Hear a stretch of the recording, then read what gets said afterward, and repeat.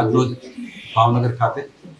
જિલ્લા વહીવટીતંત્ર અને મહાનગરના અધિકારીઓ સાથે પદાધિકારીઓ સાથે બેઠક રાખવાની ખાસ કરીને સરદાર સાહેબની જે યાત્રા છે યાત્રાનું સરકારે બેઠકનું આયોજન કરવામાં વહીવટીતંત્ર અને પદાધિકારીઓ દ્વારા ખૂબ સુંદર આયોજન કર્યું છે અને આગામી દિવસોની અંદર 15 તારીખ પછી આ યાત્રા સજ્જતા થવાની છે વિસ્તારની અંદર એટલે બધા લોકો આમાં ખૂબ મોટી સંખ્યામાં જોડાય પણ બધાને અપીલ કરું